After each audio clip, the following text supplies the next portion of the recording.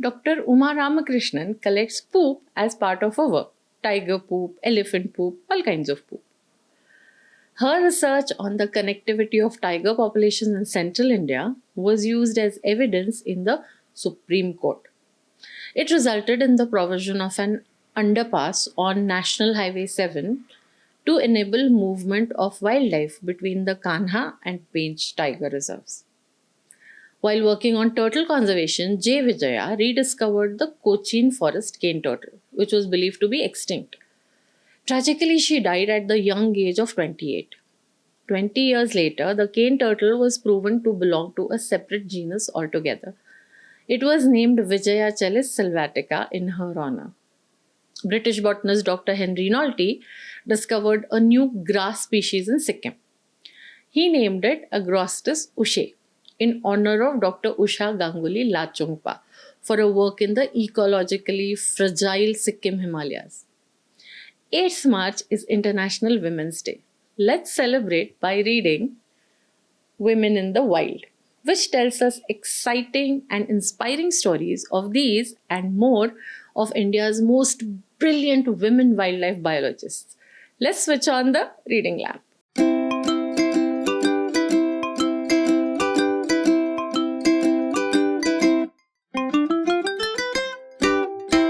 Hello, I'm Asavari, and on this channel, I review books and talk about reading in general.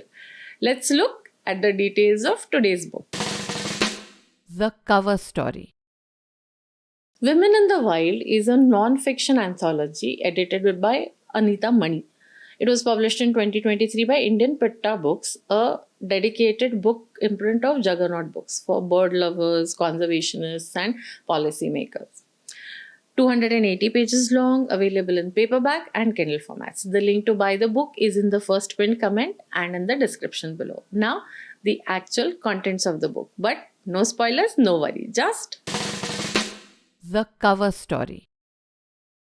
the book has 9 chapters, each dedicated to a brilliant woman biologist, many of whom are still actively working in the field. The 10th chapter introduces us to 4 younger researchers who are carrying the torch forward, so to speak. The book opens with a profile of the mysterious Jamal Ara, independent India's first bird woman. Her work was held in great esteem by ornithologists like Dr. Salim Ali and Zafar Fateh Ali, who regularly corresponded with her. Her first paper was published in 1949 in the Journal of Bombay Natural History Society. She wrote prolifically for over 40 years and even hosted shows on All India Radio. Her 1956 paper, Birds of the Bihar Forests, was the first and possibly the last such extensive study of Bihar's bird life. In 1988, she suddenly vanished from the scene and was never heard of again. The essay in this book tells her fascinating life story for the first time. The second story is of the turtle girl J. Vijaya.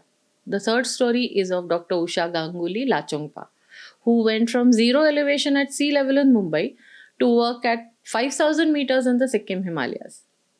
Some of the biologists in the book have come to be known by the species they set out to conserve, like Vidya Atreya and her work with leopards, or rather, her work with leopards within human landscapes. Her work redefines the notions of what constitutes wild habitats and charts new ways for humans to coexist with non-humans. The book also spans the length and breadth of India. We read about conservationist Nandini Vello from Goa, who works in Arunachal Pradesh in the eastern Himalayas. Ghazala Shahabuddin has devoted her expertise to the birds and biodiversity of the western Himalayas, especially the oak forests at mid-elevation. Divya Mudappa is the canopy crusader who works on restoring forest fragments in Tamil Nadu. Divya Karnad works on the depleting marine biodiversity of India's coasts. Dr. Uma Ramakrishnan is the wildlife detective who works on tiger genetics. She works on tiger scat or poop because it contains DNA that can help answer questions like the identity of the tiger, where it came from, what is it eating, is it healthy, and even to determine the number of tigers in a given area, even without actually seeing the animals. I'm going to give you just two simple reasons for reading this book. Speaking my mind. From a purely reading pleasure point of view, the number one reason would be the stunning descriptions of nature. Each profile is written by a different author, yet all of them are equally eloquent.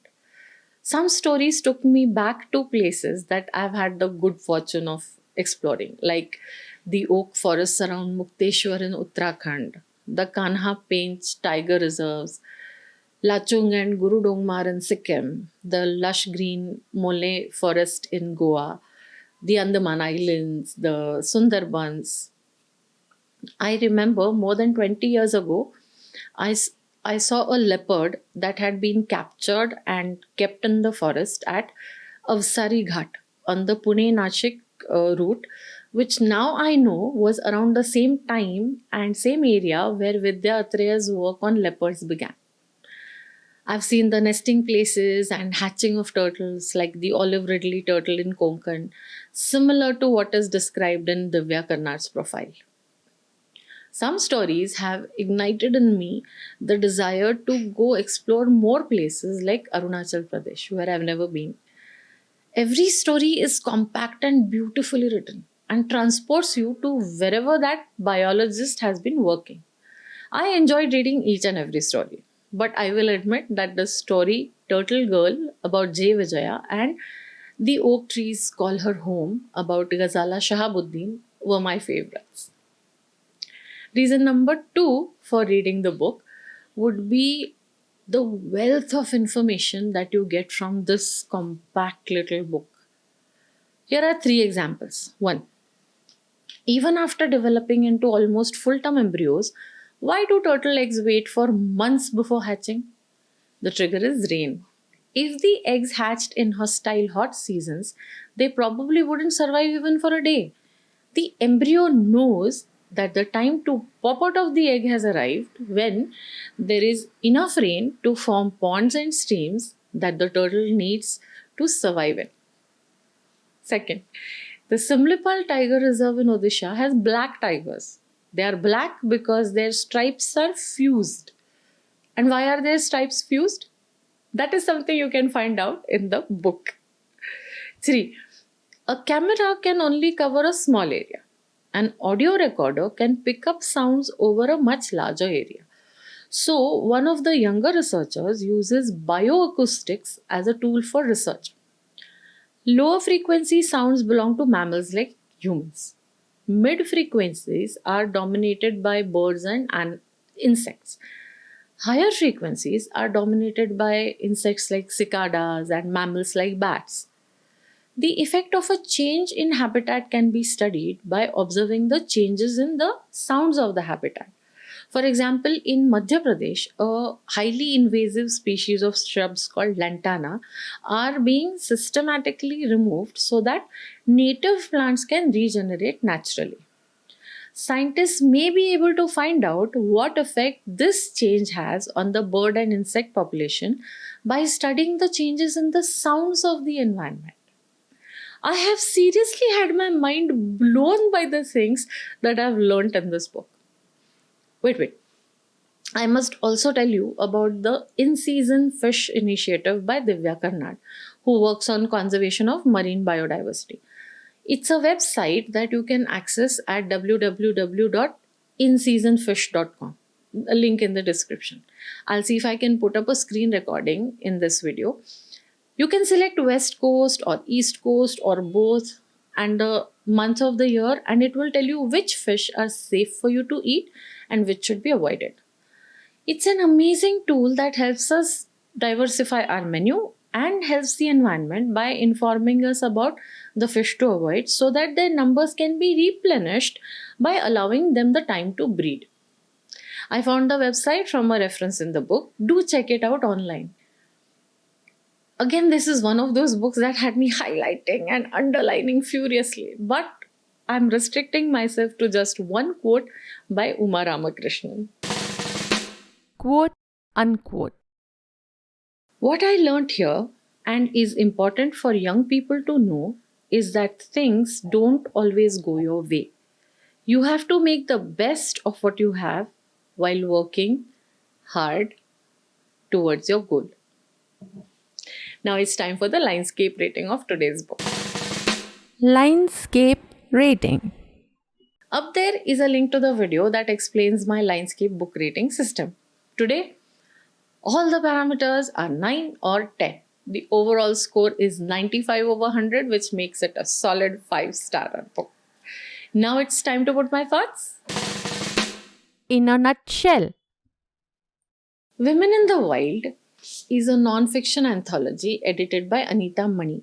I chose this book for today's episode because of International Women's Day, but it would be a great read on any day of the year. It has inspiring stories of India's most brilliant women biologists. They have faced and overcome the usual obstacles faced by women, especially when they're working on the field. But it's their love for biology, for nature, for conservation, and the positive changes that they help to bring about that keeps them going. This is a book that I cannot recommend enough. Youngsters, especially young women who are starting out on new careers, parents with young children, anyone who cares about the environment or loves reading inspiring true stories should be reading this book. Do visit the Reading Lamp every Friday for a fresh book review. If you like this episode, please give me a thumbs up. Hit the subscribe button and the notification bell icon, and please share with your friends and family. The more, the merrier. This is Asavari signing off for now. Until the next time, have fun under the reading lamp. Switch on, read on, and happy Women's Day.